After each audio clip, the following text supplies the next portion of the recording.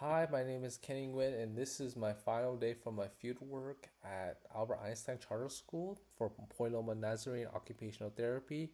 Um, my initial ideas and expectations when going to the site population was that I thought I had previous experience because when I applied to this school, OT school, I thought that I was an outpatient peds plus I was exposed to St. Mads, which is more for adults with intellectual disabilities, as well as right above disability, where I get to see a lot of kids having emotional dysregulation or behavior dysregulation.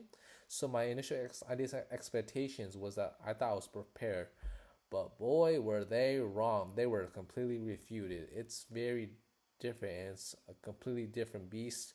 The first thing that kind of was shocked me was that for school OT, the way that they used their progress note, the IE plan was very different. It was very comprehensive. It was progress note throughout the whole year, not just every little session, just the whole year.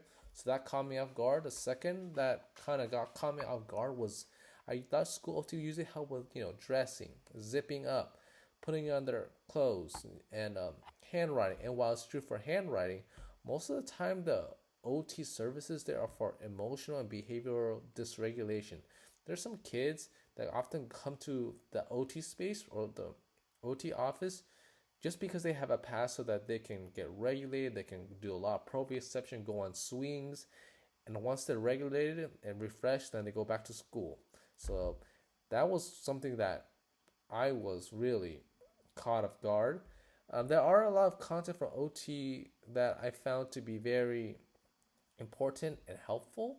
I think the first thing was definitely peds. Specifically, some individuals who kind of have difficulty crossing midline, like some they will write on the left hand, the side they will finish the sentence on the right hand. It could be because they may still have the primitive reflexes like ATNR, STNR.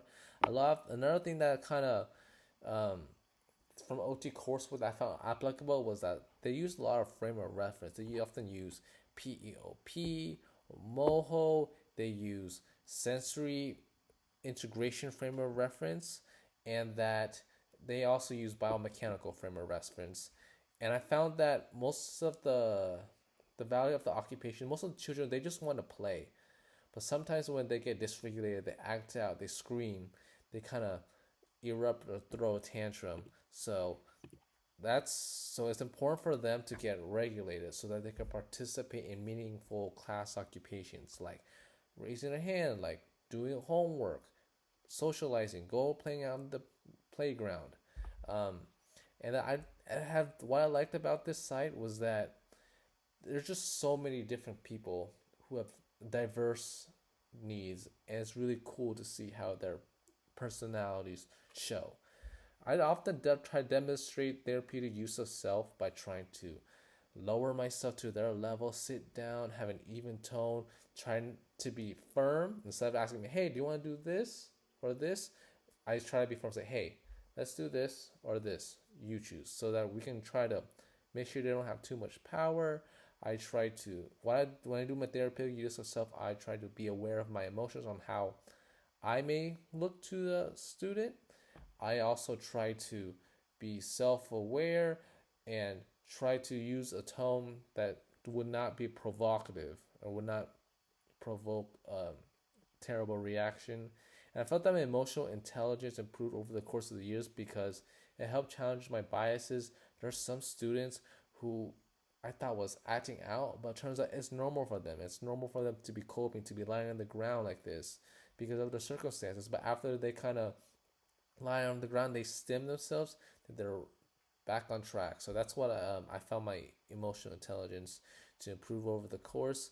And I felt that this field work has definitely impacted my profession identity because it allows me to see OT as a more holistic lens. Like it's very seeing how my fieldwork educator and an OT in training as well as a CODA, the way they kind of communicate with the student, but also the parents, and for the IEP plan, like it made me show how much of a big impact OT can have for the entire community.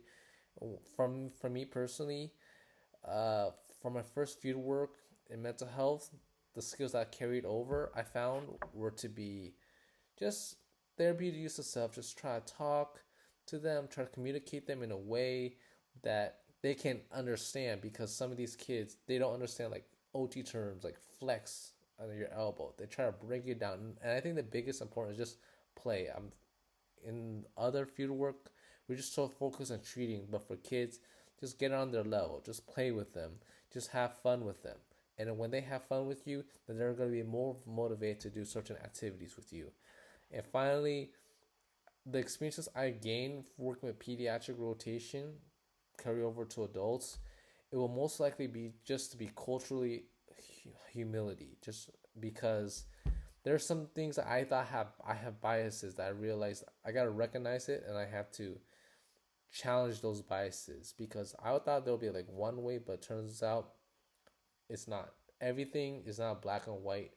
It's all in different types of gray, and that I feel that based on my experience in this setting, I'm more aware of mental health. Mental health plays a role not only in the students but into all the faculty, and I'm really excited to go use these skills for my next field work with adults.